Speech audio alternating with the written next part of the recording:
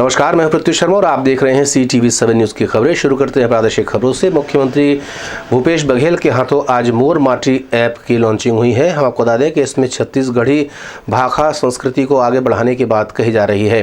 साथ ही साथ इस ऐप के जरिए इस प्रचार प्रसार भी किया जाएगा राज्य की संस्कृति का, ऐसा कहना है मुख्यमंत्री भूपेश बघेल का। कार्यक्रम के दौरान संस्था से जुड़े हुए कई लोगों को सम्मानित भी किया गया। राज्य सरकार ने यहां पे कला से जुड़े हुए लोग और इसे बढ़ावा देने वाले अलग अलग संस्थाओं को भी सम्मानित किया है। छत्तीसगढ़ में क्रिसमस पर्व मनाया गया है। इस मौके पर मुख्यमंत्री ने भी अपनी शुभकामनाएं दी हैं। गिरजाघर में सुबह से लोगों का तांता लगा हुआ था। वैसे देर रात भी कार्यक्रमों का आयोजन होता रहा। मुख्यमंत्री ने मीडिया से चर्चा करते हुए क्रिसमस पर्व की शुभकामना दी। आज पूरी दुनिया में प्रभु यीशु मसीह के अवतरण दिवस के रूप में मनाते हैं और प्रभु यीशु ने करुणा, दया, प्रेम की शिक्षा दी है जो आज पूरी दुनिया को बहुत आवश्यकता है। जहाँ अनेक प्रकार के विद्वेष, लड़ाइयाँ और शांति है, ऐसे में प्रभु यीशु मसीह के जो संदेश है आज समसामयिक है और हम सबको जीवन में दया, करुणा और प्रेम आए, यही संदेश प्रभु यीशु का है जिसे सबको धारण करने का आवश्यकता है। आज स्वर्गीय अटल बिहारी वाजपेयी का जन्मदिन है, जिसे लेकर के देश भर में कार्यक्रमों का आयोजन भारतीय जनता पार्टी की ओर से किया जा रहा है।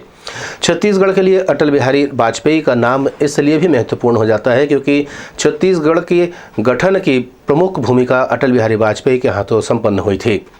आज भारतीय जनता पार्टी ने उनके सिद्धांतों को याद किया है। साथ ही साथ उन्होंने कहा कि अटल बिहारी वाजपेयी न सिर्फ एक श्रेष्ठ नेता थे बल्कि एक श्रेष्ठ कवि भी थे, श्रेष्ठ व्यक्ति भी थे और साथ ही साथ समाज को संगठित करके देश का विकास करने की क्षमता उनमें भरपूर थी। पूर्व मुख्यमंत्री डॉक्टर रमन सिंह ने मीडिया से चर्चा की है और अटल जी को याद किया। याद कर रहे हैं और सुशासन दिवस के रूप में 25 दिसंबर को हम याद करते हैं उस महान व्यक्ति को जिन्होंने दुनिया के अंदर एक इतिहास रचा और हिंदुस्तान की राजनीति में पिछले 50-60 सालों में समान रूप से लोकप्रियता का ग्राफ जिसका लगातार बना हो, ऐसा राजनेता पैदा नहीं होते जैसे अटल जी ने उस मापदंड को ऊपर तक पहुंचाने का काम किया। छत्तीसगढ़ में यदि आज हमारा पता छत्तीसगढ़ का लिखा है पोस्ट कार्ड में और छत्तीसगढ़िया होने का गौरव करते हैं, तो ये गौरव देने वाले नेता यदि कोई हैं तो माननीय अटल बिहारी वाजपेयी, छत्तीसगढ़ का राज्य का निर्माण करने वाले, विकास की गति देने वाले और आज जहां हम पहुंचे हैं उस दिशा तक पहुंचाने का काम। अद्भुत राजनेता के रूप में उनकी पहचान एक अच्छे वक्ता के रूप में, अच्छे सांसद के रूप में, प्रधानमंत्री के रूप में, एक अच्छा नेतृत्वकर्ता के रूप में, राष्ट्रीय अध्यक्ष के रूप में, संगठक के रूप में, उनके सभी रूपों में देखा है। और उनका अंतिम जो 1980 का जो भाषण था जब राष्ट्रीय अध्यक्ष के पद में जनसंघ से भारतीय जनता पार्टी की यात्रा में जब भारतीय जनता पार्टी का गठन हुआ और वो एक कैसे व्यक्ति दूरदृष्टि से काम करता है, कैसे भविष्य को जानता है, उनकी एक पंक्ति जो बॉम्बे के महाधिवेशन में हुआ था और उन्होंने कहा था कि सूरज निकलेगा, अंधेरा छटेगा, कमल खिलेगा, ये 1980 की भविष्यवाणी थी जो आज भारतीय जनता पार्टी जहां पहुंची है और उनके नेतृत्व में लगातार 3 बार वो प्रधानमंत्री बने, तो ऐसे महामना को आज याद करना। रायगढ़ स्थित नवोदय विद्यालय के 13 बच्चे कोरोना पॉजिटिव पाए गए हैं। मिली जानकारी के अनुसार पालक कुछ इनसे मिलने आए हुए थे, जिनमें से एक पालक को कोरोना था और उसी से ये फैला होगा, ऐसे कयास लगाए जा रहे हैं। रायगढ़ के नवोदय के जो अधीक्षक है उन्होंने मीडिया से चर्चा करते हुए इस बात की जानकारी दी है कि यहाँ पर 13 बच्चे कोरोना पॉजिटिव पाए गए। कल शाम को नवोदय विद्यालय से जानकारी मिली थी कि कुछ बच्चे प्रभावित हैं कोरोना से और देर शाम तक 13 बच्चों के पॉजिटिव होने की पुष्टि मिली थी। हम लोग खुद जा करके विद्यालय को देखे हैं, वहाँ अवलोकन किए हैं। बच्चों के लिए पृथक से व्यवस्था बनाई गई है, उनको आइसोलेटेड रखा गया है। और अन्य बच्चों को भी और लिए गए रिपोर्ट, उनकी कल आने की बात बताई जा रही है। हाँ, कुछ बच्चों के और सैंपल लिए गए हैं, वो मेडिकल से जैसे उसका रिपोर्ट आएगा तो वो फिर बाकी पता चलेगा। कुछ कारण पता चला सर, क्या कुछ कारण बच्चे पहले बच्चे वहाँ पर सुरक्षित रहते हैं, लेकिन जो पेरेंट्स आते हैं मिलने के लिए तो ऐसा माना गया कि ऐसा बताया गया है कि एक पेरेंट्स जो पॉजिटिव था वो बाद में मालूम हुआ, वो बच्चों से आकर के मिला था और उसके कारण ऐसी संभावना बन रही है कि उसके कारण वहाँ पर फैलाव होगा। धर्म संसद 2021 का आयोजन छत्तीसगढ़ की राजधानी रायपुर में किया गया, जिसमें देश भर से साधु संतों ने हिस्सा लिया है। इस मौके पर कलश यात्रा का आयोजन भी किया गया और बड़ी संख्या में सनातन धर्म से जुड़े हुए लोग इसमें शामिल हुए। हम आपको बता दें कि ये पहली संसद है जो आयोजित की जा रही राजधानी रायपुर में, जिसमें अलग अलग विषयों पर विचार विमर्श होगा। सनातन धर्म को संगठित रखने के लिए क्या क्या प्रयास किए जाने चाहिए, इस पर विचार किया जा रहा है। सोशल मीडिया के जरिए दुष्प्रचार पर किस तरीके से रोक लगाई जाए और जो विधर्मी सनातन धर्म को खंडित करना चाहते हैं उन पर किस तरीके से लगाम लगाई जाए और ऐसे कौन से कानून बनाए जाए जिससे कि सनातन धर्म की रक्षा हो सकते और साथ ही साथ इसका संवर्धन भी होता रहे। इस कार्यक्रम में कांग्रेस के प्रमोद दुबे और विकास उपाध्याय भी शामिल हुए थे। वहीं भारतीय जनता पार्टी के सच्चिदानंद उपासने शामिल हुए थे। आज के युवा जो हैं वो कहीं ना कहीं भटकाव की स्थिति में है और ऐसे भटकाव की स्थिति में आवश्यक होता है कि सुंदरकांड पढ़ने से उनके घर परिवार में क्या शांति मिलती है, हनुमान चालीसा का क्या महत्व है, ये सब हम लोगों ने हमारे गुरुजनों से सीखा है। और इसी प्रथा को आगे बढ़ाते हुए ये जो धार्मिक आयोजन महंत राम सुंदर दास जी के नेतृत्व में जो हो रहा है उसमें सारे लोग आज के युवाओं को दिशा और दशा देने के लिए ये कार्यक्रम का आयोजन हुआ है और ये सब छत्तीसगढ़ वासियों के लिए है। छत्तीसगढ़ के मुख्यमंत्री भूपेश बघेल जी स्वयं माता कौशल्या की मंदिर की स्थापना यहाँ कर रहे हैं। सनातन धर्म के बड़ी संख्या में लोग शामिल हुए थे। वहीं महंत राम सुंदर दास भी इसमें शामिल हुए। उन्होंने मीडिया से चर्चा की है और इस आयोजन की सराहना की। छत्तीसगढ़ की राजधानी यह रायपुर है, जिसे पूर्व काल में कौशा प्रांत कहा जाता रहा।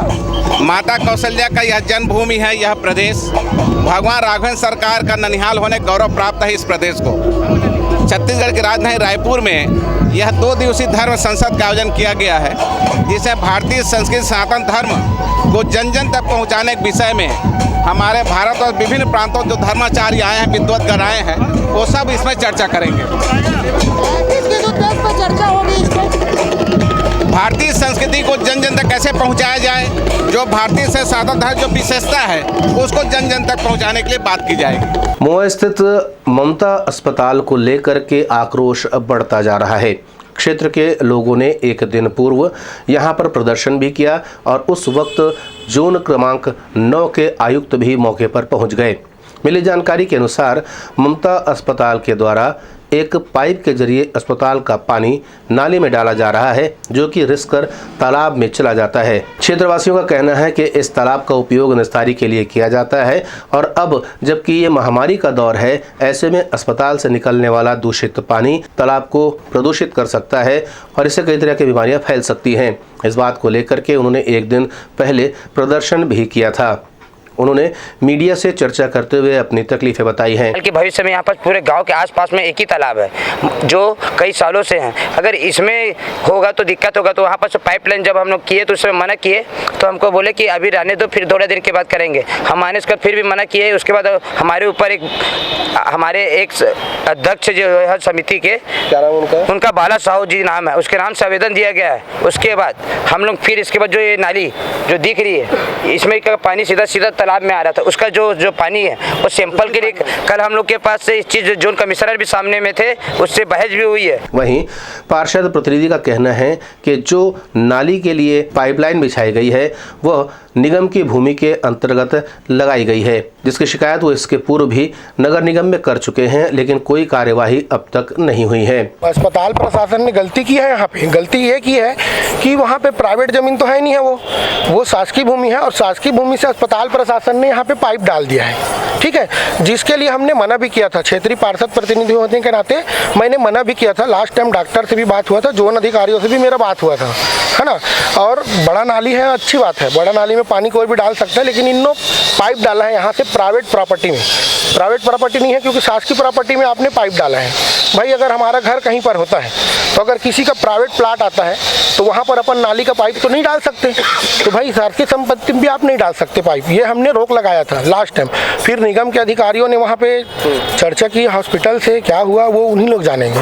लास्ट टाइम हमने डॉक्टर को भी बोला था कि आप मेन रोड में नाली है, मैंने नालियाँ भी दिखाई है उनको कि आप वो नाली में डालिए वहाँ का पानी, हमको ये नाली में नहीं चाहिए। अस्पताल प्रशासन का कहना है कि वो जो पानी छोड़ रहे हैं वह पूरी तरीके से शुद्धिकृत करके छोड़ा जा रहा है और इस पानी से कोई नुकसान नहीं होगा। हमारे हॉस्पिटल जो पानी गया नाली में है ना, तो हमारे यहाँ जो STP बोलते हैं सीवरेज ट्रीटमेंट प्लांट, जो गवर्नमेंट अप्रूव्ड है वो लगा हुआ है, तो कोई भी प्रकार की गंदा पानी हॉस्पिटल जो बोलते हैं इन्फेक्टेड वाटर वहाँ पे नहीं जा रहा है, वो जो है उसका नाली में जा रहा है और नाली से हल्का सा शायद सीपेज जैसा कुछ है वो तालाब से माध्यम से वहाँ तालाब में जा रहा है। तो उसमें हमारी जवाबदारी नहीं, क्योंकि नाली में हम तो नाली में डाल रहे हैं, वो भी वो ट्रीटेड पानी है और पानी में चेक कराएंगे तो उसमें कोई इन्फेक्शन नहीं है। जी मतलब नाली जो ब्रेक है वो आपकी जवाबदारी में नहीं सर, उसमें आप ही बता सकते हैं। अब नाली ब्रेक है उसमें हम लोग कुछ नहीं कर सकते, क्योंकि हम लोग जाके देखें हल्का सा नाली से पे जा रहे हैं वो जा रहा है पानी, और जो कि वो जो एक और नाली जो तालाब में जा रही है वो ये ऊपर जो नगर निगम का है टंकी का ओवरफ्लो का पानी है वो, मतलब पूरा हल्दी भी नगर निगम की है इसमें।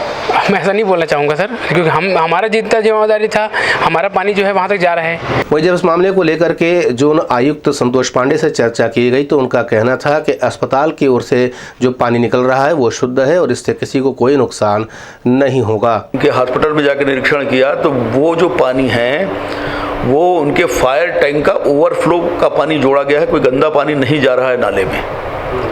और वो लोग ये हंगामा कर रहे थे कि गंदा पानी हॉस्पिटल का नाली में आ रहा है और तालाब में नहीं जा रहा है, नाली में हॉस्पिटल का फायर टैंक का ओवरफ्लो का पानी जा रहा है। जी, अस्पताल प्रशासन के जो डॉक्टर हैं उनसे हमने चर्चा की है जी, तो उन्होंने कहा है कि हाँ उनका पानी जा रहा था और ये निगम की गलती है, ये उन्होंने हमको अपने आधिकारिक बयान में कहा है। नहीं, निगम की इसमें कहाँ से गलती आई ये नहीं समझ, कब पाइप डाल दी है वो तो हमने कल देखा और उनका ऊपर जाकर निरीक्षण करके उनका फायर टैंक भी देखा कि हमने अपनी तरफ से दे दिया, पाइप नाली में चला गया, अब नाली जो फूटी है वो निगम की गलती है। नहीं, नाली कहीं फूटी होगी तो ठीक बोल रहे हैं निगम की गलती, लेकिन नाली कहाँ फूटी कहाँ है? नाली में हमारा जो ओवरहेड टैंक है उसका पानी जो है वो तालाब में डाला गया है कि वो साफ पानी है, हमारे वाटर सप्लाई का टैंक जो है उसका ओवरफ्लो तालाब में गया है। बहरहाल यहाँ के पानी को लेकर के अस्पताल प्रबंधन का कहना है कि ये पानी दूषित है और इसे ट्रीट करके वे शुद्ध कर रहे हैं और उनका ये भी कहना है कि हाँ यहाँ से नाली से पानी रिसकर तालाब में जा रहा था, लेकिन जोन क्रमांक 9 के आयुक्त का कहना है कि यहाँ इस तरह की कोई चीज़ें नहीं हो रही थी। लेकिन दूसरी ओर लोगों में आक्रोश बढ़ता जा रहा है। रविवार के दिन एक बैठक रखी गई है जिसमें इस पर महत्वपूर्ण फैसला लिया जाना है, जिसमें यह भी तय किया जाएगा कि आगे की रणनीति किस तरीके से हो। जितना आक्रोश यहाँ के क्षेत्र के लोगों में देखा जा रहा है, ऐसा लगता नहीं कि मामला 1-2 दिन में ठंडा हो जाएगा, क्योंकि बैठक में आंदोलन को लेकर के तैयारियां करने की बात कही जा रही है। Bureau report CTV7 Raipur. इधर टिकरापारा के प्रयास स्कूल के बच्चे आज धरना प्रदर्शन कर रहे थे। मिली जानकारी के अनुसार बच्चों ने यहां पर खेल का मैदान तैयार किया है और बाद में भूमाफियाओं की नज़र इस पर पड़ गई और अब यहां पर प्लाटिंग का खेल शुरू हो गया है, जिसको लेकर के बच्चों में खासा आक्रोश देखा गया और वे यहां पर सुबह से ही प्रदर्शन करने बैठ गए। भूखे प्यासे बैठे ये बच्चे न्याय की गुहार लगा रहे थे, जबकि नगर निगम का अमला दोपहर के बाद यहां पर पहुंचा और आश्वासन दिया कि इस तरह की प्लाटिंग पे वे रोक लगाएंगे, लेकिन ये रोक किस तरीके से लगेगी इस बारे में भी अभी कोई रणनीति तैयार नहीं है। वहीं लोग उस भूमाफिया का नाम लेने से बचते दिखाई दिए। न सिर्फ अधिकारी बल्कि प्रदर्शनकारी भी एक राजनेता का नाम ले रहे थे, लेकिन उसका नाम क्या है ये वो सामने उजागर नहीं कर रहे थे। इससे आप अंदाज़ा लगा सकते हैं कि भूमाफिया कितना दबंग है कि उसका नाम तक लेने से लोग अभी डर रहे हैं। देखो, यहाँ पर आज से 2 महीना 3 महीने पहले माननीय मुख्यमंत्री जी का जन्मदिन था और जन्मदिन के अवसर पर उन्होंने हमारे श्री प्रयास एजुकेशन सोसाइटी के बच्चों को 2 एकड़ ज़मीन दिया था, जिसमें भवन निर्माण, खेल मैदान और कंप्यूटर कक्ष वगैरह के मतलब भवन बनाने का था, जिसमें 2 एकड़ जो सामने का जो दिख रहा है ना, ये सामने का फ्रंट और ये डीप ये दिया हुआ था। अब इसमें कुछ अवैध प्लाटिंग के लोग, कुछ भूमाफिया के लोग जो है अपना 40 फीट ज़मीन लेकर लगभग 25 फीट जगह वो कब्जा करने का प्रयास किया जा रहा है, जिसके विरोध में आज बच्चे, श्री प्रयास के बच्चे जो है ना, आज अब धरने में अपने मैदान पे बैठ गए थे कि अपनी ज़मीन हम अपने बच्चों को अपने लिए रखेंगे करके। वो रास्ते के लिए जो रास्ता काटने का प्रयास कर रहा था भू माफियाओं के द्वारा, उस जमीन को अपने खैर भैया खेल में भू माफिया कौन है? नहीं देखो, उसमें कुछ राजनीतिक लोग हैं, इसमें कैसे नाम ले देंगे? कौन सी पार्टी के लोग?